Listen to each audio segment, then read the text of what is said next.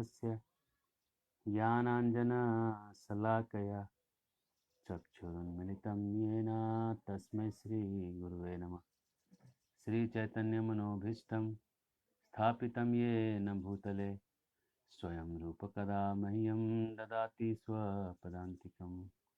वन्देऽहं श्रीगुरो श्रीयुतापदकमलं श्रीगुरून् वैष्णवांश्च श्रीरूपं साग्रजातं सहगना रघुनाथान्वितं तं सजीवं सावद्वैतं सावधूतं परिजनसहितं कृष्णचैतन्यदेवं श्रीराधा कृष्णपादान् सहगना ललिता श्रीविशाखान्वितांश्च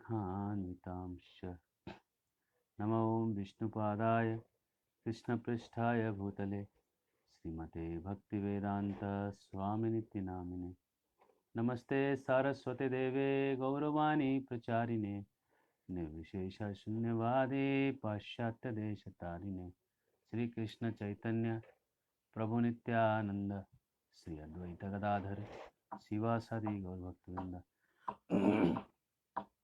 हरे कृष्णा कृष्णा कृष्णा हरे हरे, हरे राम राम राम हरे हरे।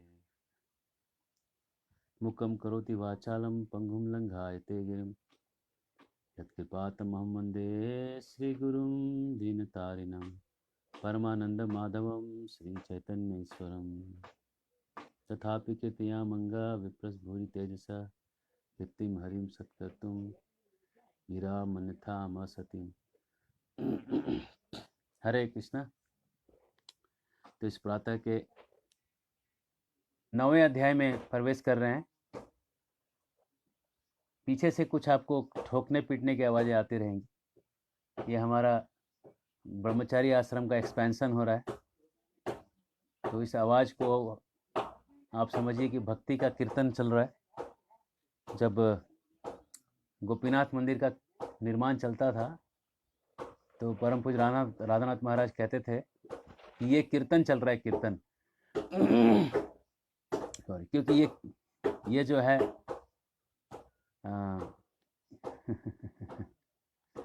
ये जो है ये भगवान की सेवा में लग रहा है, इसलिए आवाज भी जो है कीर्तन के जैसा है।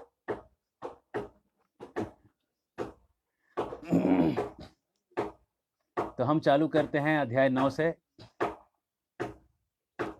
अध्याय 9 जो है उसकी शुरुआत होती है अध्याय 8 में। भगवान ने आखिरी का श्लोक जो कल बोला, ये कहा कि देखो अगर तुम शुद्ध भक्ति करोगे तो तुम कब मरोगे इसका तुमको टेंशन लेने का जरूरत नहीं। तुम दिन में मरो, रात में मरो, उत्तरायण में मरो, दक्षिणायन में मरो, कभी भी मरो, कोई समस्या नहीं। तो अगला सवाल यही आएगा कि शुद्ध भक्ति कैसे करते हैं। यही 9वां अध्याय चालू होता है, शुद्ध भक्ति करने का तरीके। तो बहुत गुह्य है। इदम तू ते गुह्यतमं प्रयोक्ष्यामि अनुसूयवे ज्ञानम विज्ञान सहितम यज ज्ञात्वा मोक्ष से शुभात। ये जो हम तुमको बताने जा रहे हैं गुह्यतमम, तो गुह्य मतलब होता है कॉन्फिडेंशियल नॉलेज, गुह्यतर मतलब होता है मोर कॉन्फिडेंशियल नॉलेज, गुह्यतमम मतलब होता है most confidential knowledge, good better best. जैसे अभी आप लोग कमेंट में दे रहे हैं साउंड इज बेटर, लेकिन बेस्ट नहीं हुआ अभी तक। जब उन्होंने बोला कि क्लियर, क्लियर मतलब हो गया बेस्ट है, पॉसिबल बेस्ट। तो बेटर का मतलब अभी गुंजाइश है और इम्प्रूव होने का गुंजाइश था उसमें। तो मैं समझा जरूर आवाज़ अभी भी कम है, इसलिए थोड़ा इधर उधर सेटिंग करके थोड़ा इम्प्रूव किया उसको। तो अब लोग बोल रहे हैं क्लियर है। वैसे ही अभी तक भगवान कहते हैं ज्ञानम तू तो गुह्यम, गुह्यम ज्ञान की बात कर रहे हैं पहले के अध्याय में। इसके पहले अध्याय में गुह्यतरम कर रहे हैं, मोर कॉन्फिडेंशियल। इस अध्याय में कह रहे हैं गुह्यतमम, सबसे गहरी रहस्यमय बात जो है, सबसे छिपी हुई बात जो संसार में है, वो देने वाले। सबसे छिपी हुई बात है क्या? समझ लीजिए आप जेल में हैं, और जेल में हैं, और जेल में रहने के बाद वहाँ पे आप अच्छे से पत्थर तोड़ रहे हैं, परेशान हैं,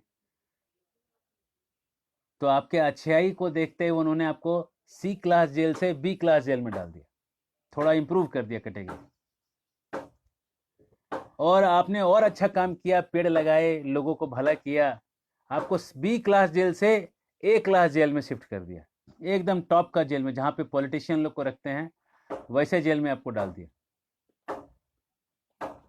ज्यादा अच्छा है कि जेल से निकलना ज्यादा अच्छा? जेल से निकलना बेशक ज्यादा अच्छा चीज है, जेल से निकल भागना। 20 सक्सेसफुल जेल स्केप्स। सबसे इंपॉर्टेंट ज्ञान जेल के अंदर है, आप जेल से कैसे निकलेंगे। तो भगवान कृष्ण अभी तक जो ज्ञान दिए थे वो जेल के अंदर घूमने वाला ज्ञान था। ए क्लास जेल से बी क्लास जेल, सी क्लास जेल से बी क्लास जेल, और बी क्लास जेल से ए क्लास जेल, जेल के अंदर इंप्रूवमेंट कैसे होगा ये ज्ञान दे रहे थे। अब बोल रहे हैं कि जेल से बाहर कैसे निकलोगे वो ज्ञान देने जा रहा हूं। कहते हैं इदम तूते गुह्य तमम, सबसे गुह्य, सबसे कॉन्फिडेंशियल, सबसे छिपी हुई राज की बात मैं बताने वाला हूं। इशारों को अगर समझो, राज को राज रहने दो। लोग सोचते हैं कि सबसे बड़ा राज ये है कि एक पुरुष का एक स्त्री से प्रेम हो गया, इसमें कोई राज की बात नहीं। क्या राज है इसमें? मुझे तो कोई राज नहीं दिखता इसमें। सबको हो रहा है, किस पुरुष को स्त्री से प्रेम नहीं हो रहा है और किस स्त्री को पुरुष से प्रेम नहीं हो रहा है? ये कौन सा इसमें राज है? दो चोर अगर साथ में आएंगे तो क्या बात करेंगे? कोई राज का बात थोड़ी, उसमें चोरी का बात करेंगे, चोरी कैसे करना है। एक बार दो चोर जा रहे थे, रास्ते में पंडित जी जो थे भागवत कथा, रामायण की कथा कर रहे थे, राम की कथा बता रहे थे। तो एक चोर ने दूसरे चोर से सवाल किया, अरे हाई का है रे, ये क्या चल रहा है, ये क्या चल रहा है यहाँ पे? तो दूसरा चोर बोलता है देहाती भाषा में, अरे एक था रमवा, एक था रवनवा, एक ने एक की नारी चुराई, एक ने एक की वंश डुबाई। बात थी इतनी, लेकिन वो तुलसी लिख दिया, तुलसी बमनवा लिख दिया पोथनवा।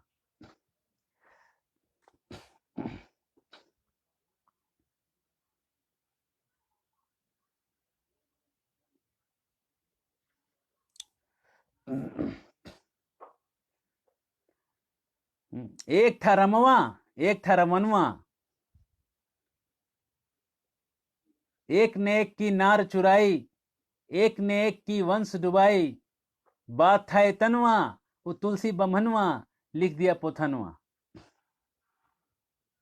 पोथी लिख दिया बहुत बड़ा, झूठ मूठ का इतना बड़ा पोथी। सबसे इंपॉर्टेंट चीज तो चोरी करना है, राम कथा सुनना थोड़ी इंपॉर्टेंट है। तो चोर को क्या लग रहा है, चोरी करना सबसे इंपॉर्टेंट काम है, और हम लोग को लग रहा है कि भागवत सुनाना सबसे इंपॉर्टेंट है। हमको लग रहा है वो बकवास कर रहा है, उसको लग रहा है हम बकवास कर रहे हैं। हम जान रहे हैं कि वो बकवास कर रहे हैं, वो मान रहे हैं कि हम बकवास कर रहे हैं। उनके मानने और हमारे जानने की बात है।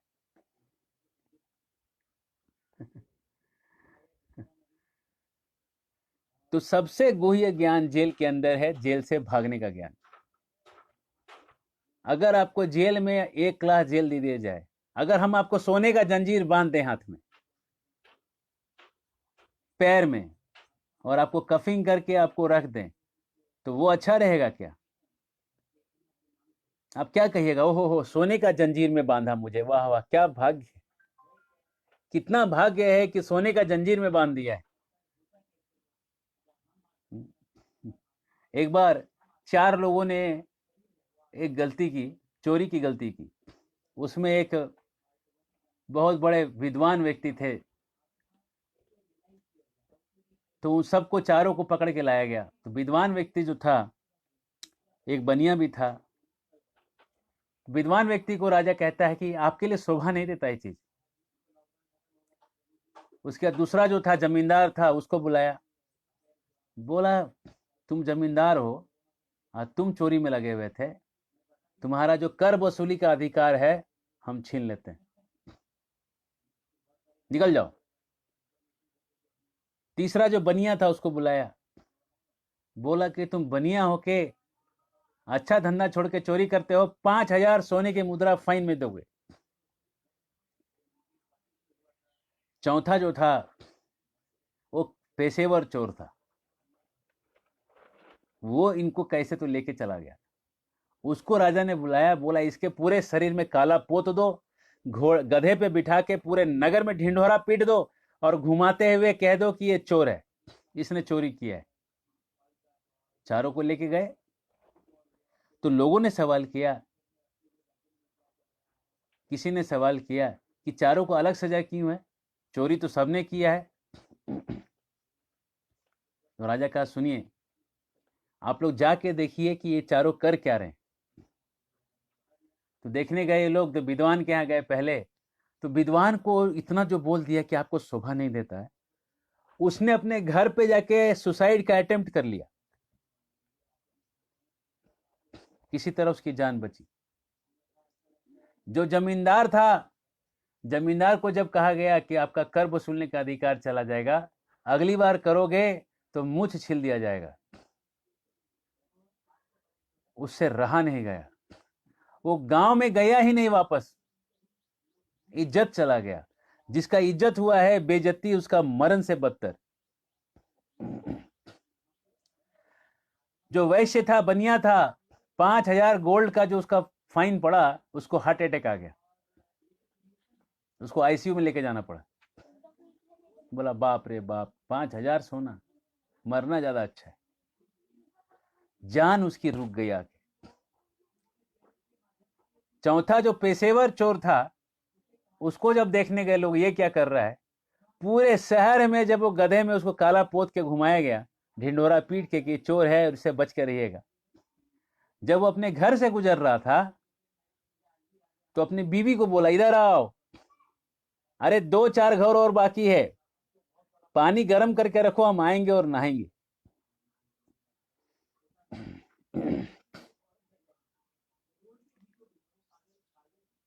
देखिए, कर लीजिए बात। इतना पीटने के बाद भी बेशर्मी की हद है।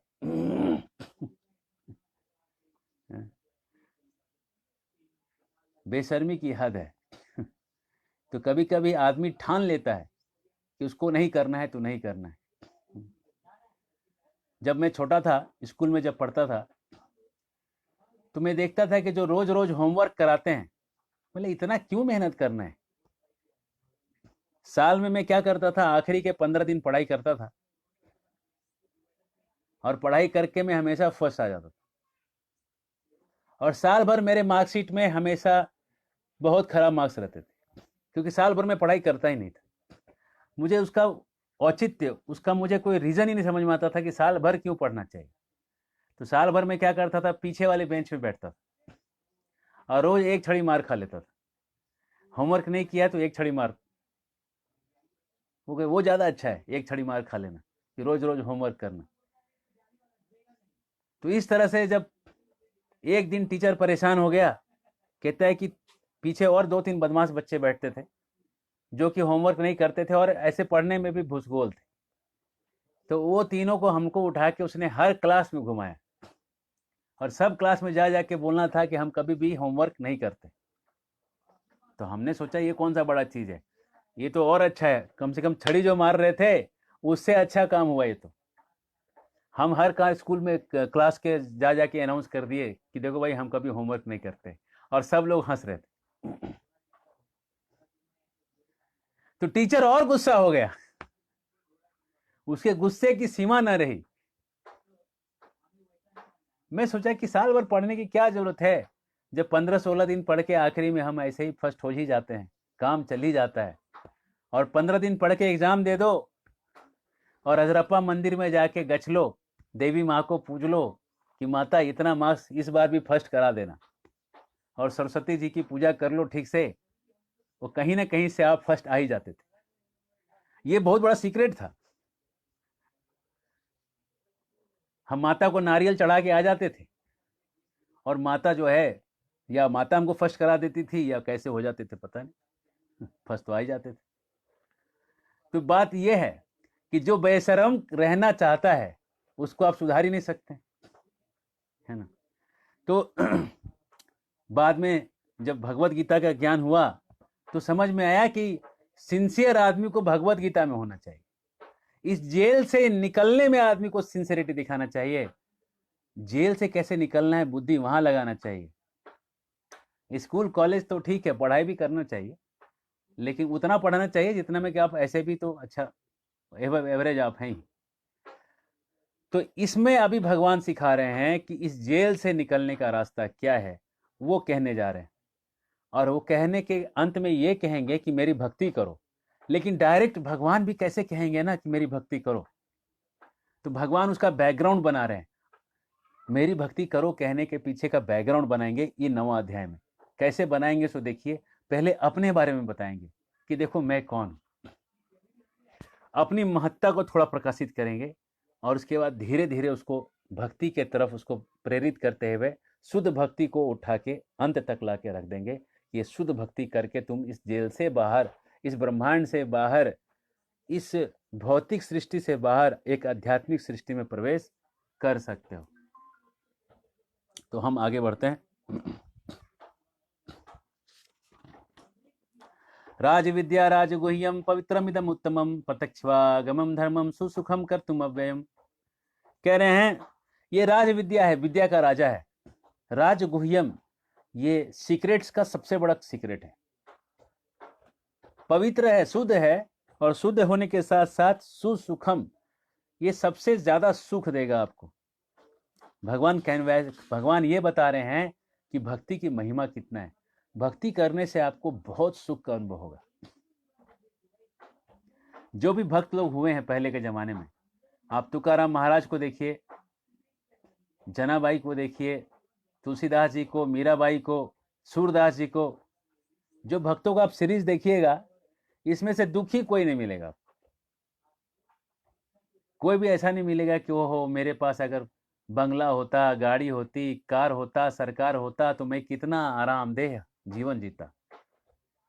ऐसा बोलने वाला एक भी भक्त नहीं मिलेगा। पूरे ब्रह्मांड में आपको एक भक्त नहीं मिलेगा ये रोता हुआ। भौतिक चीजों के लिए रोने वाला एक भक्त आप दिखा दीजिए, पूरे ब्रह्मांड में नहीं मिलेगा।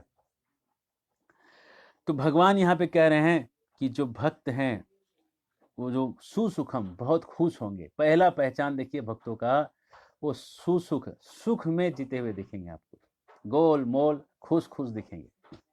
भक्त लोग बड़े खुश दिखेंगे आपको, चेहरे पे एक प्रसन्नता दिखेगी। उनके जीवन से आप कितना भी कुछ करिए प्रसन्नता नहीं जाएगी। अभी तो कोरोना है, इससे भी बड़ा संकट जब द्वितीय विश्व युद्ध चल रहा था और कलकत्ता में बम गिर रहे थे, और प्रभुपाद जी क्या कर रहे थे? जब कलकत्ता में बम गिर रहे थे तो प्रभुपाद क्या कर रहे थे? प्रभुपाद जो है कचौरियां तल रहे थे, कचौरियां तल के ठाकुर जी को भोग लगा रहे थे। आज तो एकादशी है। तो प्रभुपाद जी कह रहे थे कि दुनिया जो है आग लगे हमर झोपड़िया में हम गाए मल्हार।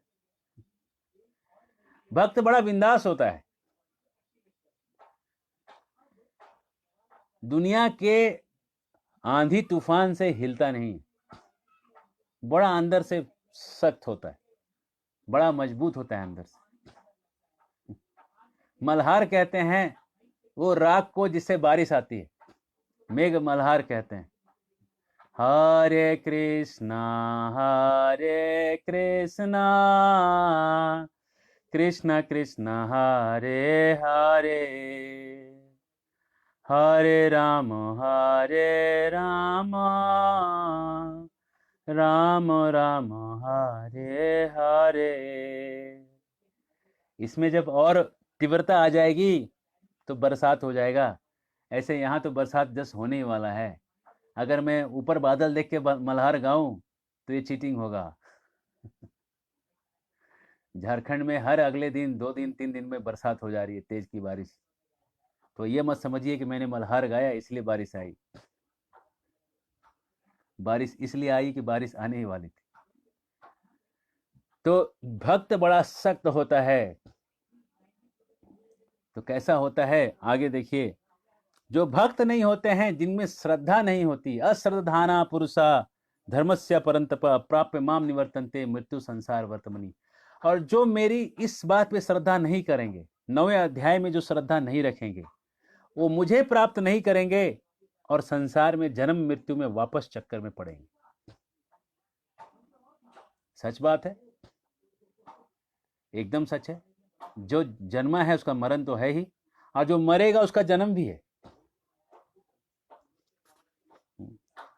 तो भगवान अब कहना चालू करते हैं, इतना बोल के भगवान कहना चालू करते, कहते हैं मत मया मया ततम इदम मया तत इदम सर्वम मया ततम इदम सर्वम जगत अव्यक्त मूर्तिना मत स्थानी सर्वभूतानि न चाहम तेस अवस्थिता। मैं हर चीज मुझ में है, मैं भी उनमें हूं, लेकिन मैं उनमें नहीं भी हूं। देखो मेरा योग का ऐश्वर्य, मेरी शक्ति देखो कि सब मेरे अंदर है, लेकिन वो अव्यक्त रूप से मेरे एनर्जी के रूप में सब मेरे अंदर में, सारी चीजें मेरे अंदर है, मैं सब में हूं, लेकिन फिर भी मैं अलग भी खड़ा हूं। ये मेरे योग की शक्ति है, ये मेरा मैजिक, ये जादूगर है। कोई सामान्य जादूगर होता है अपने अंदर से फल फूल कंद मूल कुछ निकाल के दिखे, ये जादू तो भगवान ही कर सकते हैं।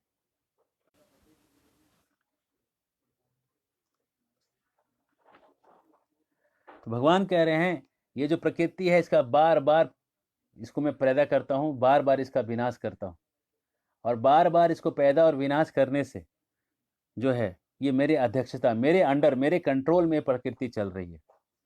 लेकिन मुझे कौन नहीं जान रहा है, इतना बड़ा मैं काम कर रहा हूं, मैं इतना बड़ा आदमी हूं, फिर भी मुझे कौन नहीं जान रहा है? मूढ़ा, जो मूर्ख है, जो मूर्ख है वो मुझे नहीं जान रहा है। और मूर्खों की क्या गति है? मोह आशा, उनकी आशा विफल हो जाएगी।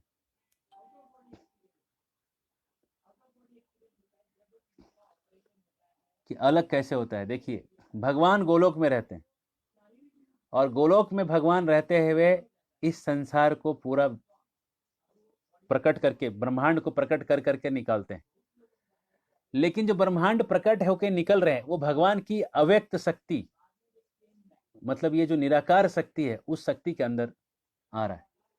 जैसे कि आप बैठे हैं और पीछे अगर एक मच्छर काटे तो आपको फील हो जाता है कि मच्छर कहीं तो है, कहाँ काट रहा है आपको पता चल जाता है ना।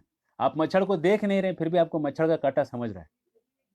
वैसे इस संसार को भगवान, कहीं भी कुछ हो रहा है, कहीं कुछ हो रहा है, भगवान को तुरंत समझ रहा है, क्योंकि वो अव्यक्त शक्ति के रूप में भगवान इस संसार को पूरा जान रहे हैं, है ना,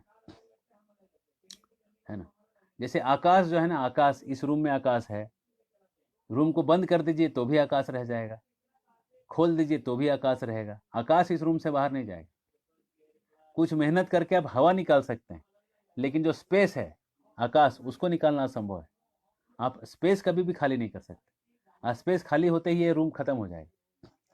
वैसे भगवान जो है हर जगह कण कण में व्याप्त हैं, लेकिन भगवान इनसे अलग वैकुंठ लोक में भी खड़े, सारी चीजें भगवान में होते हुए भी भगवान अलग है, ये इसका मतलब है। और जो इस पे श्रद्धा नहीं करेगा, भगवान कहते हैं उसकी आशा विफल हो जाएगी। मोघ आशा, मोघ कर्मा, उसके कर्म विफल हो जाएंगे। मोघ ज्ञान, उसका ज्ञान विफल हो जाएगा। और उसके बाद विचेतसा राक्षसम आसुरी चय प्रकृति मोहिनी, जो ये सब उनके विफल हो जाए, ज्ञान विफल हो जाएगा, सारा चीज विफल हो जाएगा। और उल्टा जो महात्मा होंगे, जो इस पे श्रद्धा करेंगे, वो मेरे को प्राप्त करेंगे, सतत कीर्तन करेंगे, मेरे को प्रणाम करेंगे और मुझे प्राप्त करेंगे। और मैं कौन हूं? मैं इस जगत का माँ हूं, मैं पिता हूं, मैं सब कुछ हूं। तो जब ये सब भगवान समझाते हैं तो समझाते समझाते ये कहते हैं, अनन्यश्चिन्तयन्तो माम ये जना पर्युपासते तेषां नित्याभियुक्तानां योगक्षेमं वहाम्यहम्। जो मेरे शरण में आएगा उसके जीवन में कुछ कमी है, वो मैं उसको भर दूंगा। योगम क्षेमम वहाम्यहम्, मैं पर्सनली, मैं खुद उसके जीवन के कमियों को कम करूंगा। पूरा कर दूंगा। अगर तुमको भगवान के पास पहुंचने में कोई मदद चाहिए और तुम्हारे पास वो नहीं है, उस कमी को प्रभु खुद पूरा करेंगे, ये उनका कहना है। और ये कहते हुए भगवान कहते हैं, पत्रम पुष्पम फलम तोयम यो में भक्त्या प्रयच्छति तदहम भक्ति उपहरितम अस्नामी प्रयतात्मना। पत्र पुष्प फल ये सब चीजें अगर आप भक्ति से दोगे तो मैं स्वीकार कर लूंगा। अब सवाल ये है कि क्या भगवान मांग रहे हैं? क्या भगवान मांग रहे हैं कि मुझे भी कुछ दे दो? तो मांगने वाला व्यक्ति कैसे भगवान हो सकता है? ये सवाल उठ जाएगा। तो कहते हैं चैतन्य चरितामृत में कृष्णदास कविराज गोस्वामी लिखते हैं, भक्ति जो है भगवान के अंदर स्वरूप आनंद शक्ति के रूप में रहती है, और ये स्वरूप आनंद शक्ति जब उतर के किसी भक्त के शरीर में प्रवेश करता है तो उसकी भक्ति जाग जाती, और उस जागी हुई भक्ति से जब वो पत्र पुष्प फल पानी जब देता है भगवान को, तो भगवान उसको स्वीकार करते हैं। तो जैसे कि कोई अमीर आदमी है, करोड़पति है, तो उसके पास करोड़ रुपया है। आपने कोई करोड़पति ऐसा नहीं देखा होगा जिसके पास करोड़ रुपया नहीं है। करोड़पति है तो करोड़ रुपया है, इसका मतलब भक्ति है तो ही भक्त है। कोई भक्त ऐसा है जिसके पास भक्ति नहीं है? तो भक्ति किसकी संपत्ति है? भगवान की स्वरूप आनंद शक्ति की संपत्ति। तो जब भक्ति से आप भगवान को कुछ दे रहे हो तो भगवान की स्वरूप आनंद शक्ति को ही भगवान को दे रहे हो। तो इसलिए भगवान मांग नहीं रहे हैं, भगवान अपनी शक्ति आपको दे के आपसे वापस ले रहे हैं। इसलिए भगवान आत्माराम रहते हैं, भगवान हमेशा जो है संतुष्ट रहते हैं। भगवान का मांगने का मतलब है कि आप अपनी इच्छा से उस शक्ति को लेके उसी को वापस कर दीजिए। जैसे गंगा जी को जब तर्पण करते हैं, नदी में उठा के नदी का पानी नदी में ही डाल देते हैं तो उसका पूजा हो जाता है। वैसे ही भक्ति भगवान से लेके हम भगवान को ही वापस करते हैं, भक्ति पूरी हो जाती। अब भगवान कहते हैं जो करना है सब मेरे लिए अर्पण करो। और फिर भगवान कहते हैं, समोहम सर्वभूतेषु न मे द्वेष्टि न प्रिय ये भजंती तू माम भक्तिया मई ते तेसु चाप्यहम्। मैं सबके लिए समान हूं। ये बहुत ध्यान देने वाली बात है। भगवान सबके लिए समान है, किसी के लिए भगवान पार्शियल नहीं है। तो कोई कहेगा भक्तों के लिए तो ज्यादा कृपा करते हैं, तो कैसे समान है? तो उत्तर ये है कि आपको भक्ति करने से रोका किसने? आप आ जाओ, भक्ति करो, आप भी भक्त बन जाओ, जुड़ जाओ और भक्ति करके आप भी निकल जाओ। कौन आपको रोक रहा है? भक्ति करना तो आपका फ्री विल है, आपकी स्वतंत्र इच्छा है। जब आप भक्ति करोगे आप आगे निकलोगे। और इस तरह से भगवान फिर कहते हैं, ऐसे जो भक्त में लगा हुआ है, अगर वो भक्त पाप भी कर रहा है तो बहुत जल्दी वो सुधर जाएगा। उसके अंदर से ऐसा गिल्ट फील आएगा, ऐसा उसके अंदर एक भावना आएगी कि मैं ये चीज नहीं करूंगा आगे से, और इस भावना से धीरे धीरे शुद्ध होके वो एकदम पवित्र बन जाएगा। जब प्रभुपाद प्रचार करने अमेरिका गए और हिपीज को उन्होंने प्रचार किया, तो हिपीज तो सारे पाप कर रहे थे, और आने के बाद भक्ति में आने के बाद भी कुछ कुछ लोग उसमें पापों में लगे रहे, लेकिन धीरे धीरे करके बहुत सारे लोग उसमें से शुद्ध हो गए। और जो लोग छोड़ के भी चले गए, उनके अंदर भी ये कि अगर मैं शुद्ध बन जाऊं तो कितना अच्छा रहेगा। हमेशा एक ये भावना उनके अंदर रह गई। तो ये जो भावना रह गई, भगवान कहते हैं ये भक्त का लक्षण है कि उसको सुधरने की इच्छा है। देखिए, चोर होना तो खराब बात जरूर है, लेकिन उससे खराब बात है चोर को न सुधरने की इच्छा होना। और जो भक्त बन गया उसके अंदर सुधरने की इच्छा आ गई। इसलिए भगवान कहते हैं ये बहुत बढ़िया व्यक्ति है, ये साधु है, क्योंकि इसमें सुधरने की इच्छा है। उसके अंदर को देख पा रहे हैं, उसके अंतरात्मा को देख पा रहे हैं, और सुधरने की इच्छा जिसमें है वो उसको सुधारा जा सकता है। जिसमें वो इच्छा मर गई उसको सुधारा नहीं जा सकता, और जिसमें इच्छा जीवंत है, जीवित है, वो भक्त है, क्योंकि भगवान उसको उतने अंदर तक देख पा रहे हैं। समझिए बात को, जो सुधरना चाहता है वो अच्छा इंसान है, अगर किसी के दिल में इच्छा है कि मैं सुधरना चाहता हूँ, उसका भविष्य उज्जवल है, जल्दी ही वो सुधर जाएगा, है ना। और भगवान कहते हैं कैसे सुधरेगा, तो भगवान कहते हैं मन मना भव मद भक्तो मद्याजी माम नमस्कुरु माम में वैश्यसी युक्त ममात्मान मत परायण, कि आत्मान मत परायण। भगवान कह रहे हैं मन मना भव मत भक्तो, मेरा भक्त बन जाओ, जप करो, कीर्तन करो, भजन करो, स्मरण करो, मेरे को नमस्कार करो, अपनी आत्मा अपना मन मेरे में लगाओ, और इस तल्लीन होते हुए तुम मेरे को प्राप्त कर लोगे। भक्ति करो और तल्लीन होके करो, ऐसे करोगे तो एकदम मेरे तक प्राप्त हो जाओगे। तो 9वां अध्याय भगवान सबसे गुह्य ज्ञान बता रहे हैं, और सबसे गुह्य ज्ञान है कि चाहे जैसे भी हो भक्ति करना चालू करो। भक्ति जो है वो मेरी ही संपत्ति है जो मैंने तुमको दे रखी है, और उसको वापस कर दो। जैसे बाप बेटे को पैसा देता है और बेटा उस पैसे से अगर मिठाई लाके बाप को वापस कर देता है तो उसको प्रेम कहते हैं। वैसे ही जब कृष्ण आपको भक्ति दे रहे हैं, वो भक्ति जब आप कृष्ण को वापस कर देते हैं तो कृष्ण खुश हो जाते हैं और आप भी खुश हो जाते हैं। इसको कहते हैं भक्ति मार्ग। ये बहुत कॉन्फिडेंशियल नॉलेज है, सबसे ज़्यादा इसमें रहस्य छिपा हुआ है कि जो प्रभु ने आपको दिया है आप प्रभु को वापस करिए, दोनों कोई प्रसन्न हो जाए, प्रभु आपसे प्रसन्न और आप प्रभु से प्रसन्न हो जाएंगे। ये 9वां अध्याय का सार है, भक्ति करना। और अब भगवान भक्ति करने के बाद भक्तों को दिलासा देने के लिए अपने ऐश्वर्य ज्ञान को अगले अध्याय में देंगे, और इसके साथ 10वां अध्याय जो है वो चालू होगा। तो 9वें ज्ञान अध्याय में हमने देखा, हम समरी देते हैं। हमने शुरुआत किया ये बता के कि भगवान जो है 8वें अध्याय में ये खत्म कर रहे हैं कि भक्ति योग जो करेगा उसको कभी भी वो शरीर छोड़े भगवान का धाम जाएगा। तो भगवान अब बता रहे हैं कि भक्ति योग कैसे किया जाता है। तो भगवान भक्ति योग को डायरेक्ट बताने से पहले अपने बारे में बता रहे हैं कि मैं इस संसार का मालिक हूँ, संसार मेरे से निकलता है, और निकलने के बाद भी मैं उसके अंदर घुस के उसको कंट्रोल करता हूँ। मेरी शक्तियों से मैं सब चीज़ के बारे में खबर रखता हूँ। अपनी महत्ता बता रहे हैं कि सारे जीवों का पिता और माता सब मैं हूँ।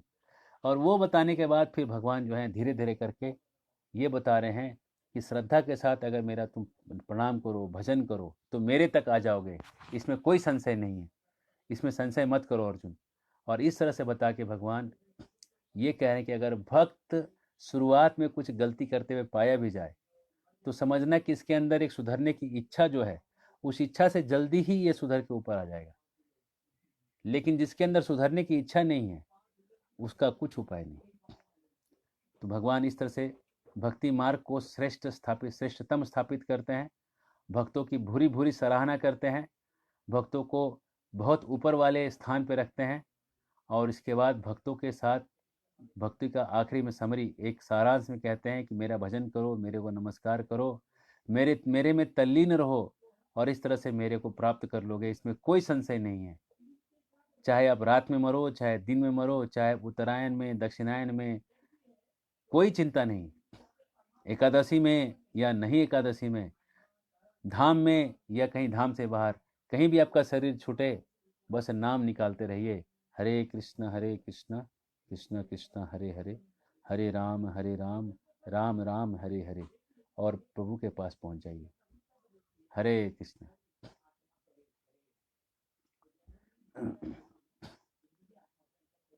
अब आपका कोई अगर प्रश्न हो तो इसमें आप पोस्ट कर दीजिए। और आज हम आपको दिखा रहे हैं एक विशेष यहाँ का जो लोकल बांस है, बैम्बू है, ये लोकल बांस से बना हुआ मटेरियल है। ये छोटा सा पत्तों को पीसने वाला एक दवाई और पत्तों को पीसने का एक सिस्टम बनाया है।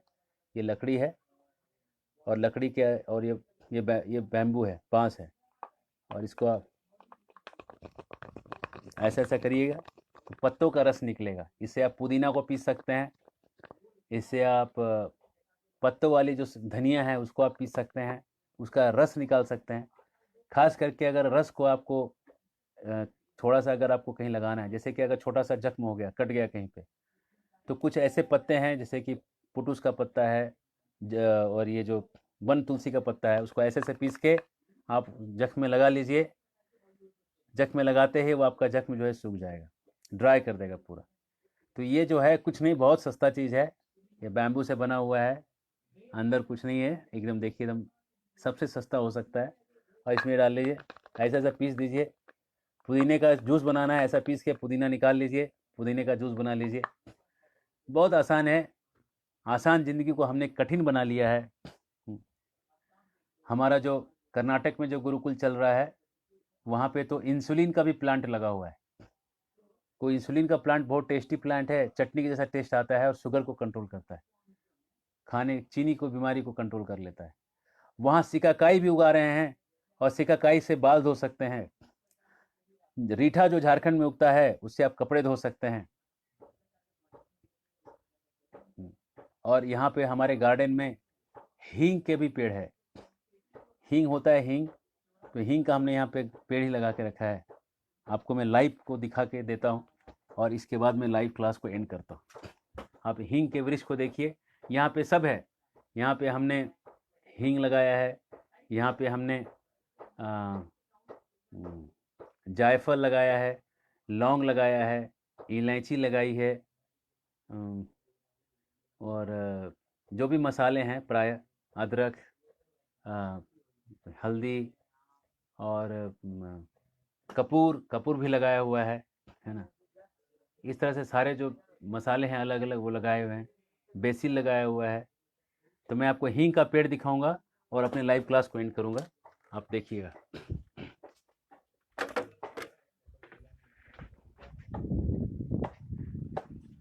इस अंदर जाओ, इसके अंदर जाओ, वो वाला हींग का पेड़।